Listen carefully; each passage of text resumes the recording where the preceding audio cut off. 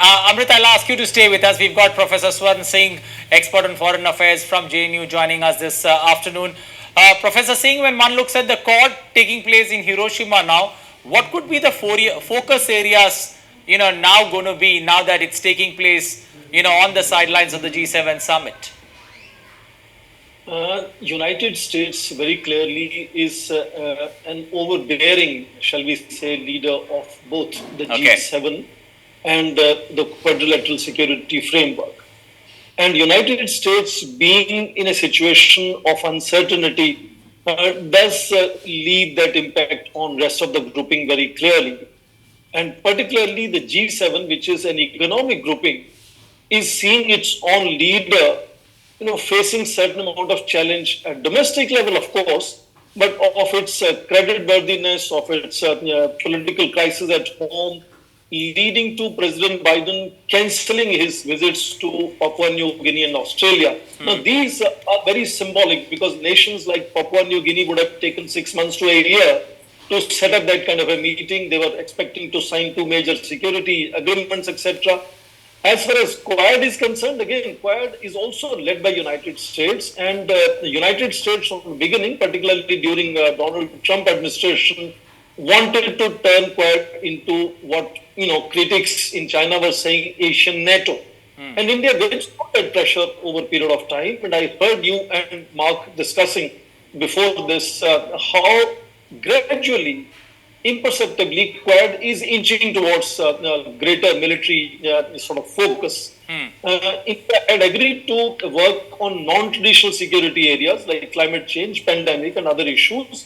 But now, with the meeting of NSS, it means the traditional security element also is gradually being injected into Quad. And if that was the intention, then the cancellation of Quad in Sydney and now of the G7 on the sidelines of G7, just saying hello to each other in the name of saying we had a bit of a Quad meeting in Hiroshima as well, really, I think, doesn't leave a good message for the United States, but provides India a more breathing space to withstand that original stance that India has of ensuring that the region doesn't get militarized, the region doesn't become exclusive club of few countries. That is a refrain India has had on that issue. So India coming under increasing certain, let's say, pressure to allow Quad to move into traditional security role would mean that Sydney cancellation, which may not happen now very quickly, and the visit to Papua New Guinea may not happen ever again, or may happen a year later.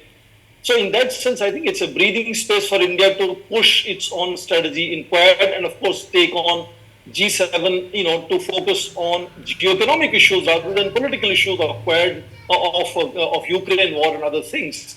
So I think it is not a bad sign for India, but for United States, rattling, I think it is the impact on foreign policy and global leadership of United States is under certain cloud, primarily with political, point scoring within United States. Credit worthiness of United States is never in doubt. It already has debt of 133% of its GDP compared to China's 40%, India's 19% of GDP. World is still willing to, buy American bonds as much as the credit worthiness of American dollar is not in doubt, but it's primarily political point scoring between Republicans and Democrats, which is creating that kind of anxiety in international market for investors, for manufacturers, for trading community. And I assume like in almost 90 times in last 70 years. Okay, Professor Singh,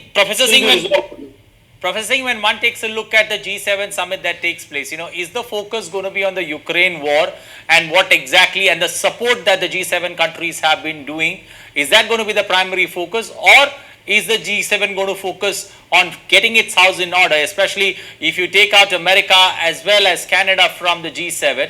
Most of the other economies or the 5 other partner countries of G7 are in a position of economic decline. So will the focus be on the Ukraine war and the support for it, or will it be to get their house in order? To some extent, I think G7 was trying to come back to its original mandate of focusing on macro management of global economy. It had drifted into Ukrainian geopolitics lately in a big way, but that has more or less kind of stabilized into usual the thing now. They're trying to make sure G7 is able to come back to economic management And India would definitely love to focus on that because India doesn't want to be caught between Russia on one side and United States on the other, both wanting India to join their chorus. And India would love to see that G7 stays focused on economic issues.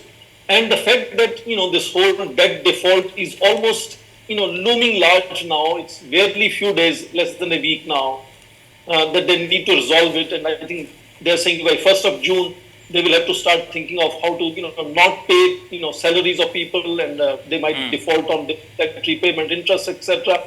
So it's a very limited time, and the fact that President Biden decided to cancel his visit to Papua New Guinea and Australia will make the focus of G7 very clearly, narrowed down to economic issues. Okay. Because that's up in the face right now for United States, and because of the global leadership of United States for rest of G7 countries also. Okay. Professor Singh, how does India look at the opportunity first for attending the G7, especially in the context of the Ukraine war, and also with regards to its G20 presidency? First thing, I think the broader reality is that India's stature and India's acceptability in these global forums has definitely increased. Second, with last 1 year or more of Ukraine war, initially there were pressures on India, but over a period of time, I think all Western nations and of course Russia have understood that India will follow that proactive neutrality policy as far as Ukraine war is concerned. And that policy has now begun to, obtain certain amount of respectability. Indeed, situation is now such that, Joe Biden, who's now also looking at contesting for a second term in White House, would like to make sure that, India stays close and engaged with United States and G7 countries. If you notice the speeches, the language has already begun to change from allies to friends, which is where you see now both Australia and India sitting there as special invitees. And of course, Indian Prime Minister and Australian Prime Ministers are due to visit White House as well.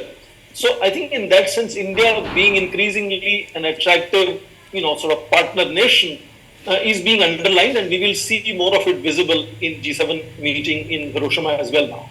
Okay. Amrit, I'll come back to you. Looking at the way